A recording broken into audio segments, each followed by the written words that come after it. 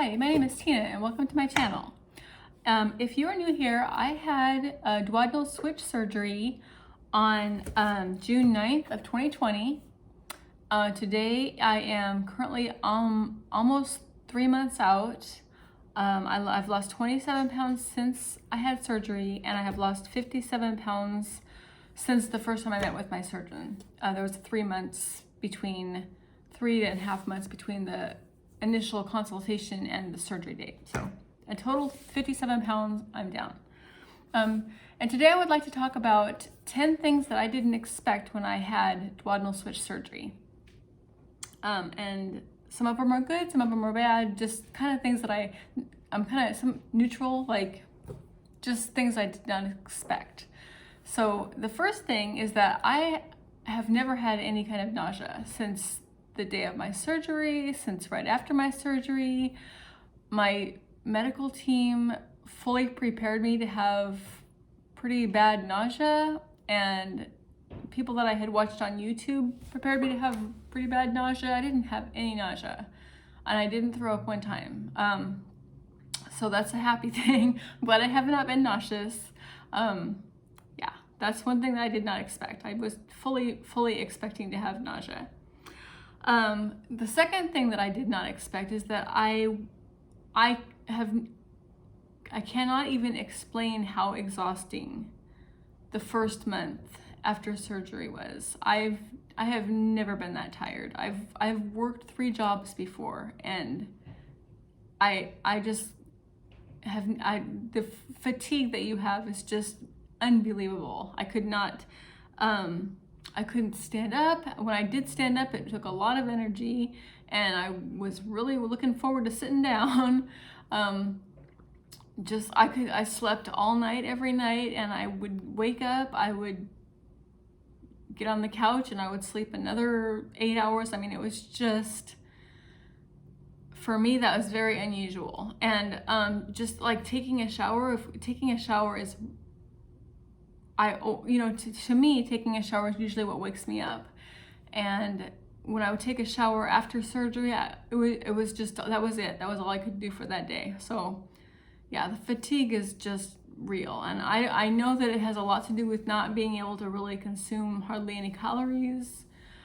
But I'm a chronic dieter. I've been dieting my whole life, so I know it's more than that. I was just exhausted.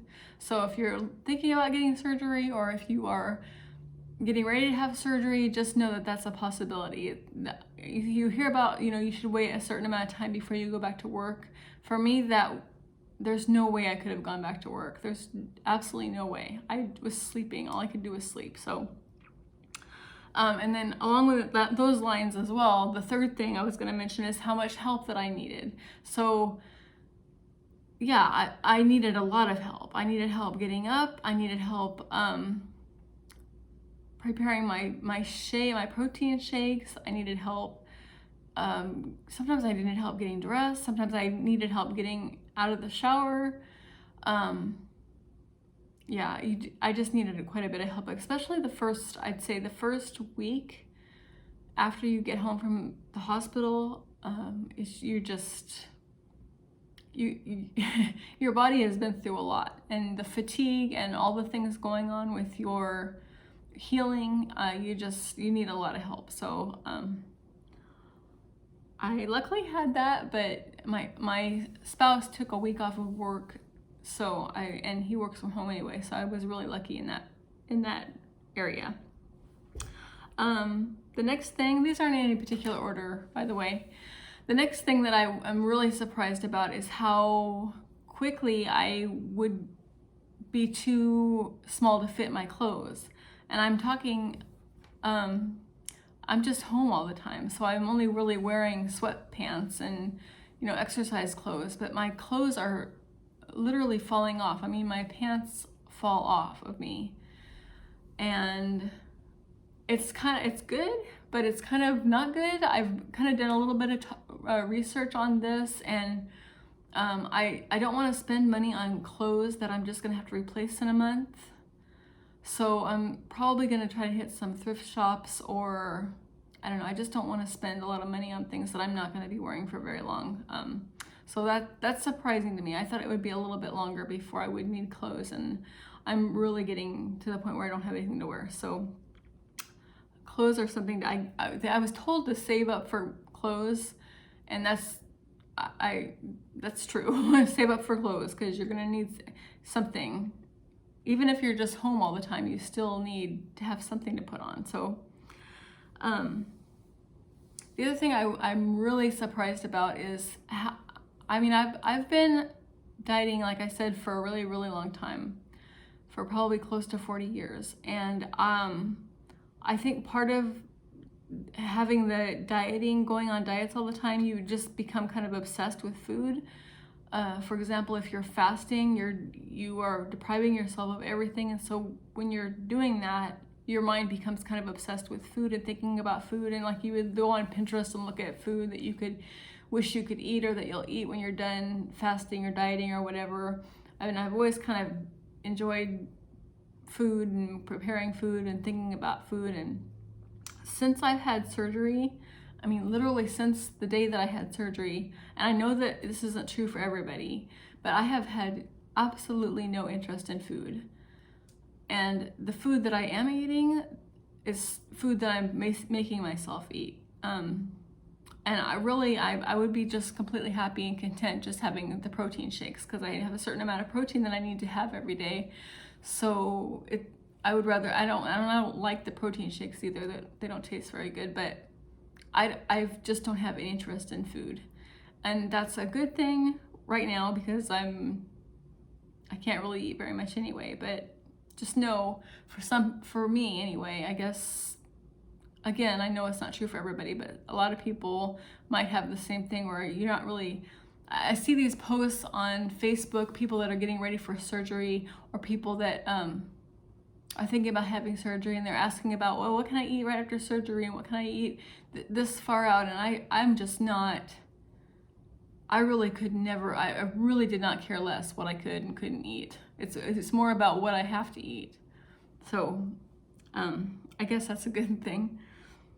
And along those lines a little bit too is that water. I've read some horror stories about being dehydrated, and I'm so not interested in that. So forcing myself to drink water I know it's critical, but it's not that easy. And I think I said in a previous video that I don't have any trouble drinking and swallowing and, glugging down water, but I just am not.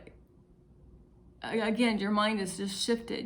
It's not what you're thinking about. You're not thinking about, well, what I can have today, how much I can drink today, how much water I should have to do. You just really are not interested, and you really don't think about it. So I have an app on my phone that keeps track of how much water I'm drinking, and I have to pay attention to that, because if I don't, I'll be going to bed and I've had, 16 ounces of water all day, which you can't do that. It's really bad for you. You could really end up in the hospital for that. So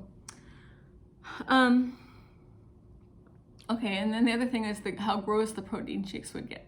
So my pre-surgery diet, I was drinking a lot of protein shakes, just so that I could have that, get used to it and learn about them and make sure that I could drink them. And I thought, I'd be great, because I don't mind them. I mean, they're not the tastiest thing in the world, but if that's all you're consuming, then I guess they could taste pretty good. So I bought a whole bunch of protein shakes, and I'm still drinking protein shakes. I'm drinking quite a bit of protein shakes because, like I said, I have a certain amount of protein that I have to get every day, and you're not hungry. At least I'm not hungry. So I have a really hard time drinking the protein shakes at this point. I typically plug my nose and try to just swallow as fast as I can. And I didn't feel that way before. I thought they were pretty okay tasting. I have peanut butter, I have chocolate, I've tried vanilla, and I put some like cinnamon and different spices and stuff in it to try to make it taste better, or more interesting anyway. They all just taste terrible. I've tried the pre-made ones. My doctor prefers that I take the powders. but I'm just doing everything I can. And I mean, I'm doing that. Like I said, I'm consuming them, and I'm consuming as many as I'm supposed to, but there's nothing pleasant about it. So this is a really good thing that I am still very surprised about, is how much, and this might have to do with the weight loss, but maybe not, because it happened pretty early on. It's just how much energy, once I got past that 4 weeks, almost to the day of 4 weeks from surgery, I had tons of energy. I was ready to go. I wanted to exercise. I wanted to walk. I wanted to just go out and do anything. And the energy is awesome, because like, considering how few calories compared to how much I ate before, it's great. I don't put off doing things. I want to go. I want to work out. Yeah, that's a really good side effect so far. On that same line, working out, I've never been a person that wanted to exercise. I really don't like getting sweaty. I really don't like getting worn out, and I just love it now. I think about it before I go to sleep, because as soon as I wake up, I start working out, and that's really not like me. It's really new, and it's been consistent since about the first month out. So it's been about 8 weeks now that every single day I wake up ready to work out. So that's good. And then the last thing that I really didn't expect is I'm still surprised by, is just how really easy and fun the whole process is. And I know fun is kind of a weird word for it, and it's not really, I guess easy is kind of a really weird word for it too. But if you think about all the things that could go wrong, and if you think about the way your life was before, and where my life before was about thinking about what I was going to eat next, and now my life is more about thinking about working out, and thinking about losing more weight, and thinking about when should I start buying some clothes, or how am I gonna make these clothes work so I don't have to buy more clothes until I need to. Just how easy and fun the process is, and I'm so appreciative and so happy that I had the surgery.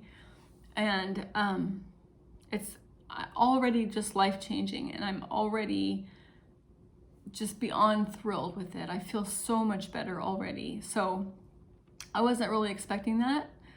I wasn't expecting any of the things that I just mentioned, but they're all true, and I just want to encourage anybody that's on the fence.